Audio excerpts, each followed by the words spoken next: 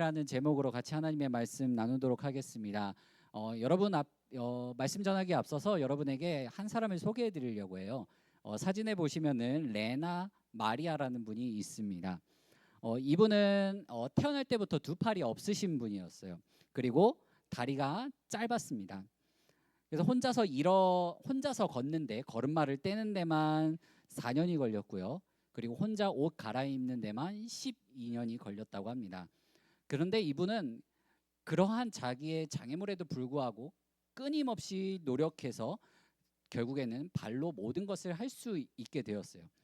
그래서 이분은 자신의 그런 장애와 단점을 다 극복하시고 지금은 50세가 넘은 그 연령임에도 불구하고 가스펠 가수로서 또 작가로서 활동하고 계십니다.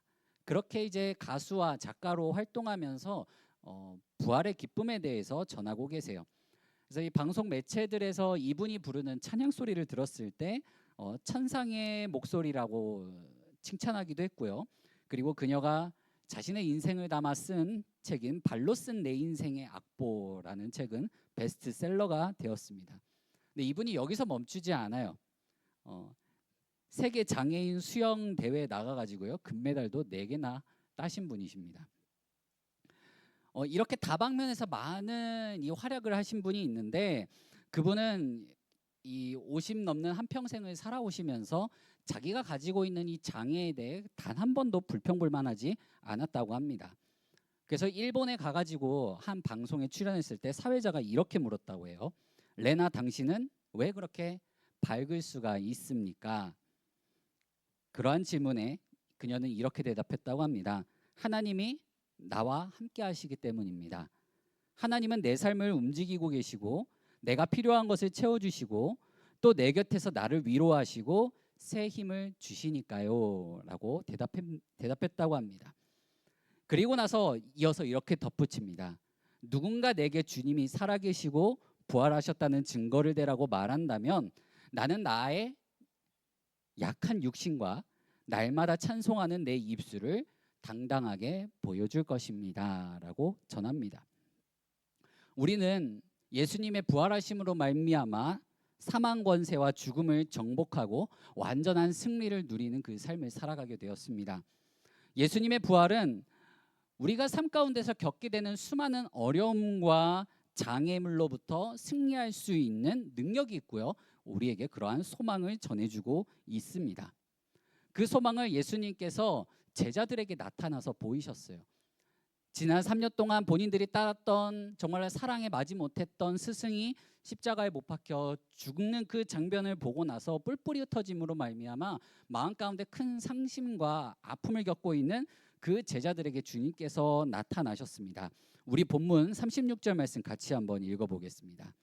이 말을 할 때에 예수께서 친히 그들 가운데 서서 이르시되 너희에게 평강이 있을지어다. 아멘. 예수님이 제자들에게 뭐라고 말씀하세요? 너희에게 평강이 있을지어다. 예수님 분명 너에게 평강이 있을지어다 이렇게 말씀을 하셨지만 이 제자들은 부활하신 주님을 보고 어떻게 반응하냐면 너무 놀라고요, 무서워하고요, 그리고 자기들이 보고 있는 이 살아계신 주님을 귀신으로 생각합니다. 근데 그렇게 생각하는 제자들의 마음을 아시고 예수님께서 그 제자들을 꾸짖으시고 나를 한번 만져봐라 라고 말씀하십니다. 우리 본문 42절에서 43절 말씀 같이 한번 읽어보겠습니다. 이에 구운 생선 한 토막을 드리니 받으사 그 앞에서 잡수시더라. 아멘. 이 제자들이 먹으려고 준비해놨던 이 생선 한 토막, 근데 그 자기들이 먹으려고 준비했던 거 이 생선 한 토막은 실물이에요. 진짜로 먹을 수 있는 음식이에요. 근데 그걸 예수님이 달라고 하셔서 진짜로 먹으신 거예요. 그 말은 뭐냐면 예수님의 부활이 사실이라는 것입니다. 내가 살아있는 육체로 지금 너희들 앞에 있다, 살아있는 몸으로 너희들 앞에 있다라고 알려주세요. 그리고 나서 주님이 뭐라고 말씀하시냐면 48절 말씀에 너희는 이 모든 일의 증인이라 라고 말씀합니다. 뭐라고요? 우리가 뭐라고 말씀하세요? 증인이라고 말씀하세요. 이제 증인이 됐으니 주님께서 이 제자들에게 명령을 하십니다. 우리 49절 말씀 같이 한번 읽어보겠습니다. 볼지어다 내가 내 아버지께서 약속하신 것을 너희에게 보내리니 너희는 위로부터 능력으로 입혀질 때까지 이 성에 머물라 하시니라. 아멘. 예수님이 증인으로서 살아가는데 너희가 증인으로서 살아가기 전에 먼저 성령의 능력을 입어야 되니까 지금 이 성에 머물러 있어라 라고 명령을 하세요. 그 말은 뭐냐면 우리가 증인으로서, 부활의 증인으로서 살아가려고 한다면 뭐가 가장 필요하면 성령의 능력이 필요하다는 것입니다. 오늘 말씀을 통해 우리가 부활로 승리한 그 그리스도인의 삶을 살아가기 위해서 우리 삶 가운데 예수님의 부활이 어떤 의미를 가지고 있는지 같이 살펴보기 원합니다. 첫 번째는 뭐냐면 부활과 승리의 증인으로 매일매일 살아내야 된다는 거예요. 그러니까 부활에 대한 증인, 또한 죄와 사망으로부터 승리한 그 승리의 증인으로 살아가야 된다는 것입니다. 제자들은 처음에 이 부활하신 주님을 봤을 때 놀라고 두려워했어요. 왜 그랬냐면 이해할 수가 없었거든요. 분명 그들이 따랐던 주님은 십자가에 못 박혀 죽으셨는데 지금 눈앞에 있는 것을 이해할 수가 없었던 겁니다. 왜 그랬냐면 제자들은 여태까지 주님의 가르침을 주님의 가르침으로 받지 않고요, 그 가르침을 잘못되게 생각을 했던 거예요. 그래서 예수님이 고난당하시고 죽으시고 부활하시는 것에 대해 소망을 두지 않았어요. 다른 유대인들과 똑같이 우리를 로마의 압제로부터 구해줄 그냥 그런 메시아, 그런 힘 있는 메시아로만 생각했던 겁니다. 그래서 예수님께서 고난당하시고 죽으실 것이라는 것, 또 부활하실 것이라는 그것을 믿으려고도 하지 않았고, 믿지 않으니까 이해도, 눈앞에서 벌어진 일을 이해할 수도 없었고요, 거기에 소망을 두지 않았던 것입니다. 그러나 지금 주님이 제자들 앞에 살아있는 육신으로 나타나셔가지고 죄와 사망의 권세를 이기신 것을 직접 눈으로 보여주셨어요. 세상 그 무엇도 예수님을 붙잡아 둘 수가 없습니다. 가둘 수가 없습니다. 예수님은요, 하나님의 말씀으로 마귀의 시험을 이기셨고요, 또한 부활을 통하여 죽음으로부터 승리하셨습니다. 그것을 우리에게 알려주고 계세요. 우리가 죄와 사망의 유혹으로부터 이기려면 하나님의 말씀으로 승리해야 된다라는 거, 우리가 매일같이 승리하는 삶, 하나님 나라의 백성으로 살아가기 위해서는 그 부활의 능력을 의지하고 그 부활의 능력에 소망을 두고 살아가야 된다라는 것입니다. 예수님의 부활을 통해 우리가 또 한 가지 알 수 있는 건 뭐냐면 하나님 나라의 백성들은 주님이 다시 이 땅 가운데 오는 날 같이 부활할 것임을 알려주고 있습니다. 우리 고린도전서 15장 51절 말씀을 같이 한번 읽어보겠습니다. 보라, 내가 너희에게 비밀을 말하노니 우리가 다 잠잘 것이 아니요 마지막 나팔에 순식간에 홀연히 다 변화되리니. 아멘. 예수님이 이 땅에 다시 오시는 그날 우리도 그 부활의 주님과 같이 부활하게 됩니다. 그러니 우리가 주님을 믿고 구원받은 사람으로 변화되었다는 사실을 믿는다면 우리의 매일매일의 삶에 소망이 생기는 겁니다. 그 부활의 능력을 붙들고 능력 있는 삶을 살아갈 수 있게 되는 것입니다. 그게 바로 우리가 부활의 증인으로서 살아내는 것이에요. 그러면 우리가 그러한 삶을 살아낼 때 세상 사람들이 물을 거예요. 아까 말했던 이 레나 마리아처럼 당신은 뭐 때문에 이렇게 밝게 살아갑니까? 그 장애를 딛고 어떻게 살아갑니까? 무엇이 당신을 그렇게 살아가게 만들었으니까? 그 소망에 관한 이유를 물었을 때 우리는 대답할 것을 항상 준비하고 있어야 된다라는 거예요. 우리가 대답할 것이 뭡니까? 우리 안에 있는 소망, 여러분 안에 있는 예수님에 대하여 얘기를 하려면 여러분은 항상 어떤 대답거리를 준비해야 돼요? 네? 찬양이요. 찬양이 흘러넘치면 너무 좋죠. 그것보다 더 중요한 것이 있습니다. 기도도 중요해요. 기도보다 더 중요한 것이 있습니다. 맞아요, 말씀이에요. 우리가 하나님의 말씀을 우리 마음 가운데 새겨야 돼요. 여러분들 마음과 내 생각 가운데 하나님의 말씀을 새기려면 어떻게 해야 됩니까? 말씀을 외워야 돼요. 읽는 것에서 멈추지 않고 외워야 돼요. 근데 이 외우는 것보다 더 중요한 게 있어야 돼요. 뭐냐면 성령님을 의지하면서 말씀을 읽고 외워야 된다는 겁니다. 우리 오늘 본문 45절 말씀 같이 읽어보겠습니다. 시작. 이에 그들의 마음을 열어 성령을 깨닫게 하시고. 아멘. 성령님께서 우리의 마음을 열어서 성경을 깨닫게 하신다라고 말씀합니다. 그래서 예수님께서 제자들에게 내가 성령을 보내줄 때까지 예루살렘에 기다려라. 기도하면서 기다려라 라고 말씀하시는 거예요.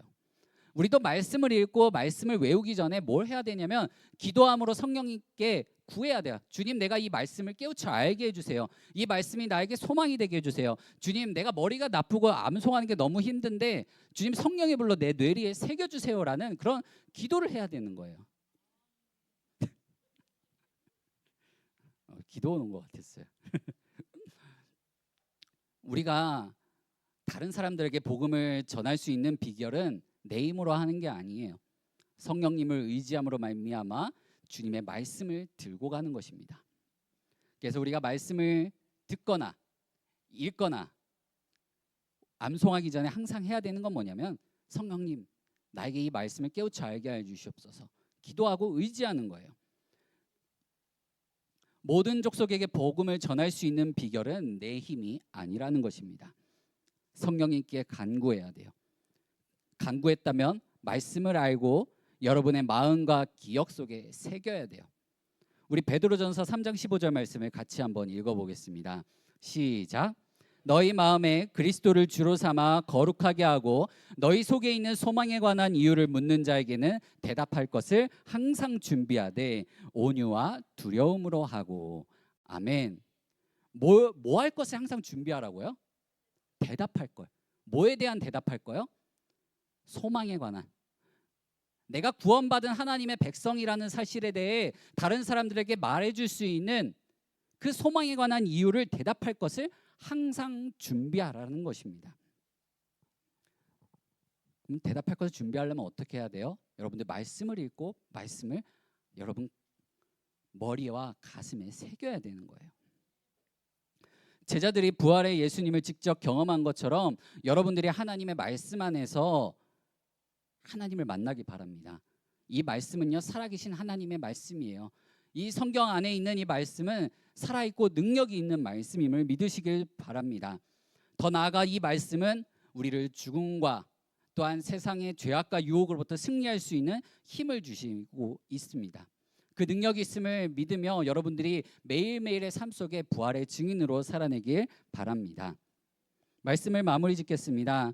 오늘 말씀을 통해 예수님의 부활이 우리에게 어떤 의미가 있고 그 부활을 전하기 위해 무엇을 해야 되는지 또 어떻게 해야 되는지 살펴봤습니다. 먼저 우리는 승리한 증인으로서의 삶을 살아내야 된다는 것입니다. 예수님을 따르는 우리에게 예수님의 부활은 우리가 죄와 사망과 그 권세로부터 승리한 사실을 의미합니다. 예수님을 십자가에 못 박았던 많은 사람들이 자신들이 예수님을 십자가에 못 박아서 승리한 것으로 생각했지만 그렇게 생각했지만 예수님은 사망 권세를 이기셨습니다. 이 세상 그 어떤 사람도 죽음을 피해갈 수 없는 가장 강력한 그 죽음을 예수님께서 정복하시고 승리하셨다라는 거예요. 예수님이 죽음에서 승리하신 것처럼 우리도 예수님이 우리 삶의 부활의 능력이 되시고 죄와 죽음으로부터 승리할 수 있는 힘이 되심을 믿으시길 소망하고요. 또한 그 능력이 여러분 삶 가운데 나타나기를 바랍니다. 또한 우리가 부활과 승리의 증인으로 살아가기 위해 하나님의 말씀이 우리 마음 가운데 있어야 합니다. 예수님은 제자들에게 부활의 증인이 되어 모든 족속에게 부활의 소식을 전하라고 말씀하셨습니다. 부활의 소식을 전하기 위해서는 내 힘이 아니라 성령님을 의지함으로 말미암아 말씀으로 선포할 때 그 능력이 나타납니다. 살아계신 하나님의 말씀이 저와 여러분 안에 있고요. 그 능력으로 힘입어 부활의 증인으로서의 삶을 살아내시기를 간절히 소망합니다. 우리 시간 함께 같이 기도하겠습니다. 기도하고 제가 마무리 기도하고 말씀 암송 대회 진행하도록 하겠습니다. 사랑과